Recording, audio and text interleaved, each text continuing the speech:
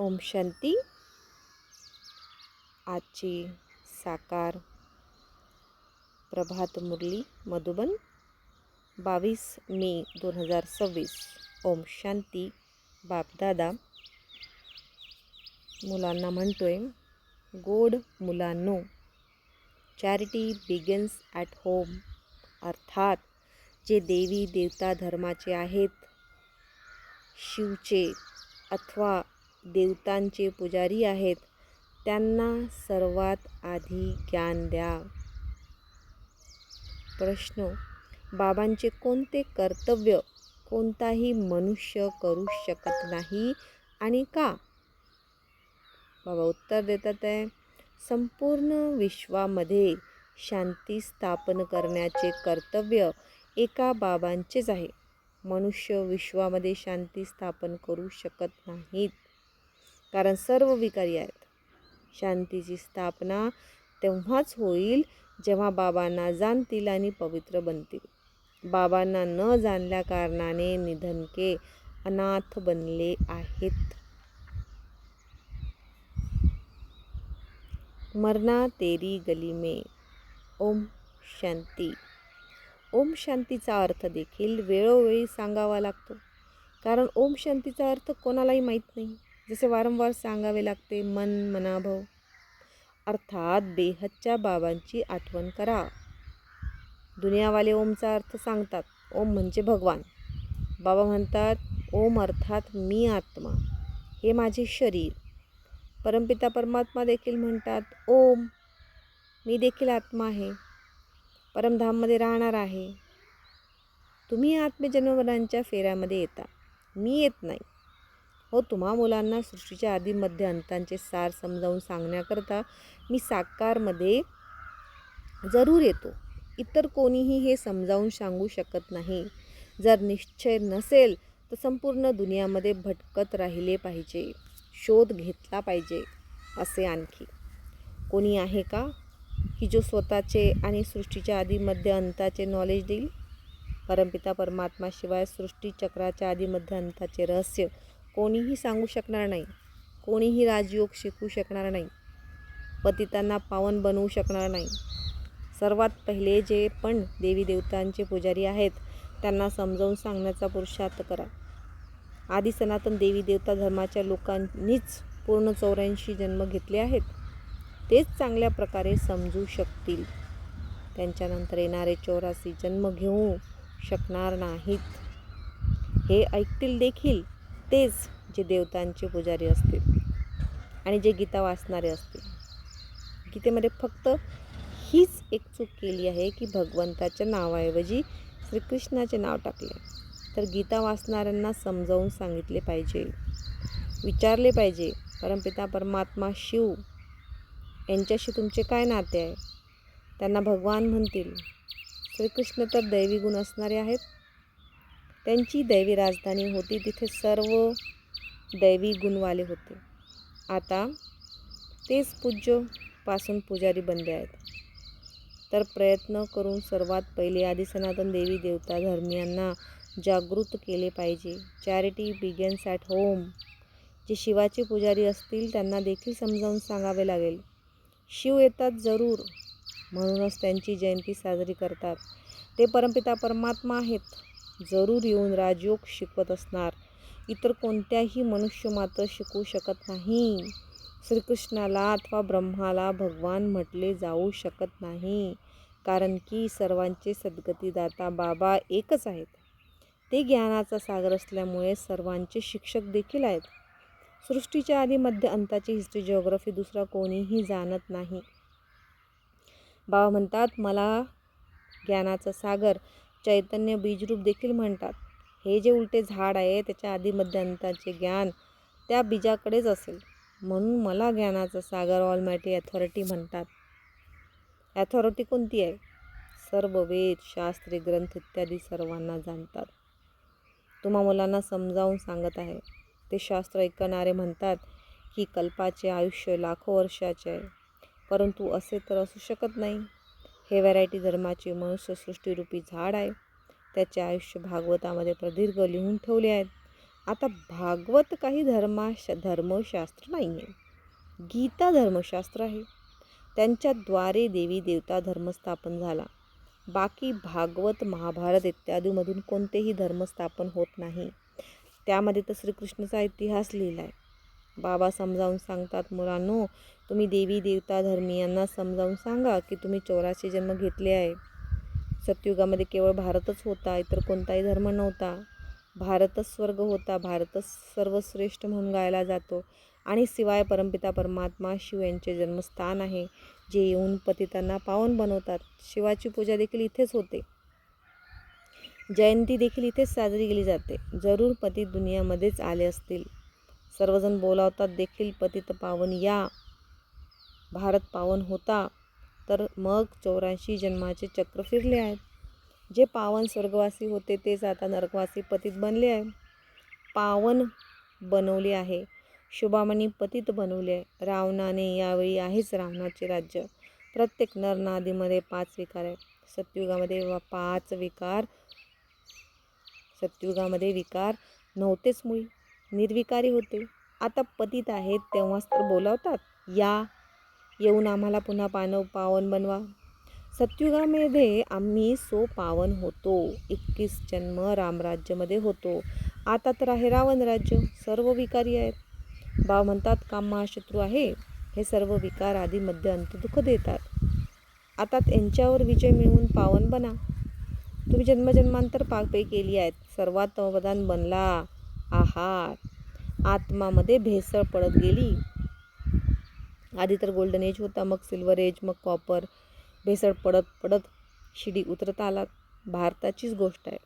सतयुगामध्ये 8 जन्म, मग त्रेतायुगामध्ये 12 जन्म, आणि मग तेच चंद्रवंशी, भारतवंशी, वैश्यवंशी बनतात. आत्मा अपवित्र बनते. बाबा म्हणतात, मी येऊन कल्पकल्प भारताला स्वर्ग बनवतो आणि पुन्हा मग रावण नरक बनवतो. हा ड्रामा बनलेला आहे. आता बाबा समजावून सांगतात, ज्ञानसागर तर शिवबाबा आहे ना. उंच ते उंच शिवबाबा सर्वांचे पूज्य आहेत. सर्वप्रथम तर त्यांचीच पूजा करणे सुरू होते. ते आहेत बेहदचे बाबा. जरूर त्यांच्याकडून बेहदचा वारसा मिळतो. भारतवासी विसरले आहेत. भगवान एक निराकारालाच म्हटले जाते. त्यांची मनुष्य आठवणही करतात.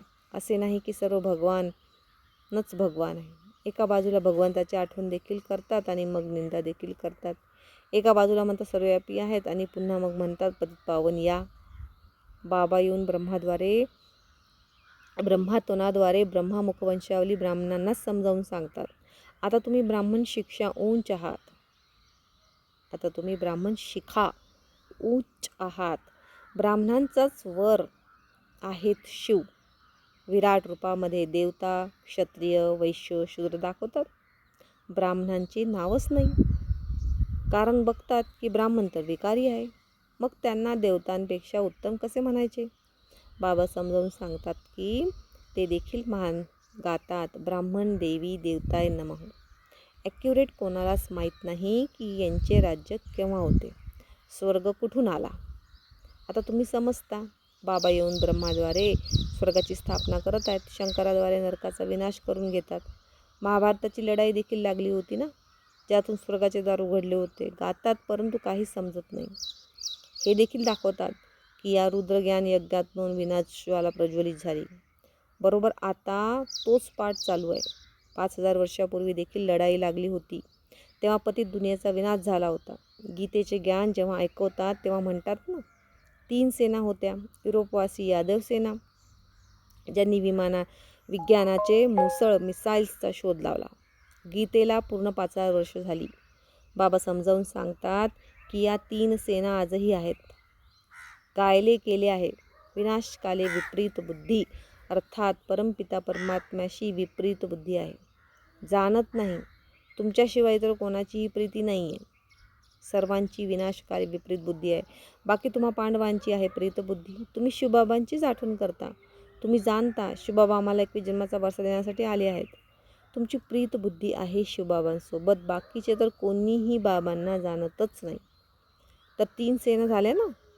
तुम्ही आहात पांडव सेना. विनाशकाळ तर आहेच.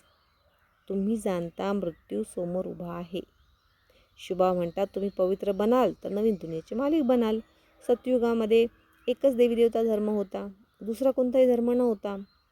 आता बाकीचे सर्व धर्म आहे, एक आदि सनातन देवी देवता धर्म नाही आहे. स्वतःला देवी देवता समजतच नाहीत. म्हणतात की आम्ही तर पतित आहो, देवतांच्या समोर महिमा गातात. तुम्ही सर्वगुण संपन्न 16 कला संपूर्ण हा स्वतःला म्हणतात की आम्ही विकारी आहो. मैं निर्गुण हारे में कोई गुण नाही, बाबांची आठवण हारे में गोई गुण नाही. तो बाबांची आठवण करतात. तुम्हाला देखील एका बाबांची आठवण करायची आहे.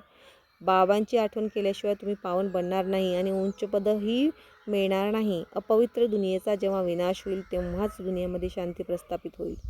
मनुष्य प्रयत्न करतात की भारतामध्ये आणि दुनियामध्ये शांती प्रस्थापित व्हावी, परंतु ते तर एका बाबांचे काम आहे. मनुष्य तर आहेतच विकारी, ते दुनियावाली शांती कसे स्थापन करू शकतील? घराघरातच एवढी भांडणे आहेत. बाबांना न जाणल्याकारणे अगदी निधनके अनाथ बनले आहेत. सत्युगमध्ये पूर्णपणे पवित्रता सुखशांती होती. आता पुन्हा बाबा तीच पवित्रता सुखशांती स्थापन करतात. इतर कोणीही करू शकणार नाही. भारतवासी आता नरकवासी आहेत. स्वर्गामध्ये जेव्हा होते तेव्हा पुनर्जन्म देखील स्वर्गातच होत होते. आता पतित आहे म्हणून पतित पावन बाबांची आठवण करतात. आता तर मुले जाणतात पारलौकिक बाबांची आठवण केल्यानेच विकर्म विनाश होतील. लौकिक पिताकडून तर हजचा वारसा मिळतो, पारलौकिक बेहदच्या बाबाकडून बेहदचा वारसा घेतात. ह्या समजून घेण्याच्या गोष्टी आहेत. हा काही सत्संग नाही आहे, तो आहे भक्तिमार्ग, हा आहे ज्ञानमार्ग. तुम्हाला आनंद होतो की बाबा आम्हाला स्वर्गवासी बनवत आहात. जे कल्पापूर्वी स्वर्गवासी बनवले होते तेच आता बनतील. ब्राह्मण बनल्याशिवाय कधीही देवता बनू शकणार नाही. ह्या समजून घेण्याच्या गोष्टी आहेत ना. आता तर भारतामध्ये कोणतीही कला राहिलेली नाही. हे कोणाला कळत नाही. सर्वजण कुंभकर्णासारखे झोपी गेले आहेत. तुम्हाला बाबांनी आता जागे केले आहे. तुम्ही इथे आला आहात स्वर्गवासी बनण्याकरता. हे बाबांशिवाय इतर कोणीही बनवू शकत नाही. स्वर्ग म्हटले जाते सत्युगला, नरक म्हटले जाते कलियुगला. तो यथा राजा राणी तथा प्रजा. आता सर्वजण विकारातून जन्माला येतात. देवता कधीही विकारातून जन्म घेत नाहीत. मुले आता बाबांशी पवित्र राहण्याची प्रतिज्ञा करतात, परंतु चालता फिरता हार खातात आणि मग केलेली सर्व कमाई नष्ट होते. खूप मोठा फटका बसतो. आश्चर्य सुनंती कथनती आणि मग भागंती होतात. बस साक्षात्कार देखील करतात, परंतु साक्षात्कारमध्ये मायेचा प्रवेश खूप होतो. जसे रेडिओमध्ये एकमेकांचे बोलणे ऐकू नये म्हणून मध्येच आवाजाचा डिस्टर्बन्स केला जातो. हे देखील तसेच आहे. योगामध्ये माया विघ्न आणते. मेहनत सर्व योगामध्येच आहे. भारतात प्राचीन युग गायला गेला आहे. अच्छा, गोड गोड खूप खूप वर्षांतर भेटलेल्या मुलांप्रती मातपिता बापदादांची प्रेमपूर्वक आठवण आणि सुप्रभात. आत्मिक पितांचा आत्मिक मुलांना नमस्ते. नमस्ते बाबा. धारणाचा फर्स्ट पॉईंट.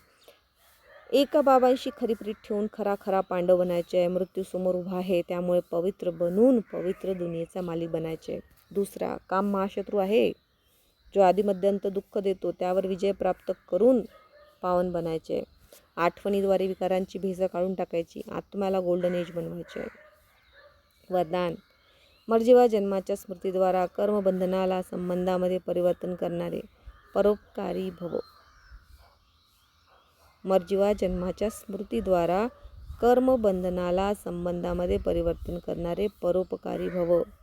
म्हणतो लौकिक कर्मबंधनाचा संबंध आता मर्जीवा जन्मामुळे श्रीमताच्या आधारावर सेवेच्या संबंधाचा आधार आहे. कर्मबंधन नाही, परंतु सेवेचा संबंध आहे. सेवेच्या संबंधामध्ये व्हरायटी प्रकारच्या आत्मांचे ज्ञान धारण करून चालाल तर बंधनामध्ये हैराण होणार नाही. परंतु अतिपापात्मा अपकारी आत्म्याविषयी देखील तिरस्कार अथवा घृणा वाटण्याऐवजी दयाळू बनून दयेची भावना ठेवून सेवेचा संबंध समजून सेवा कराल तर नामवंत विश्वकल्याणी अथवा परोपकारी म्हणून गायले जाणार. बोधवाक्य. समयानुसार अथवा परिस्थितीनुसार वैराग्य आले तर ते देखील अल्पकाळचे वैराग्य आहे. सदाकाळचे वैरागी नाही. वैरागी बना. ओम शांती. हे अव्यक्त इशारे. सदैव अचल अडोल एकरस स्थितीचा अनुभव करा. कोणत्याही प्रकारचे विघ्न आणि समस्या अथवा मायेचा वार नाही, परंतु खेळाप्रमाणे अनुभव व्हावा. तर खेळ समजल्यामुळे आनंदाचे पार कराल आणि अवस्था एकरस राहील. परंतु याला जर वार समजलात तर घाबरून देखील जाल आणि डगमगसुद्धा व्हाल. मायेचे काम आहे येणे आणि तुमचे काम आहे विजयी बनणे. अच्छा. ओम शांती.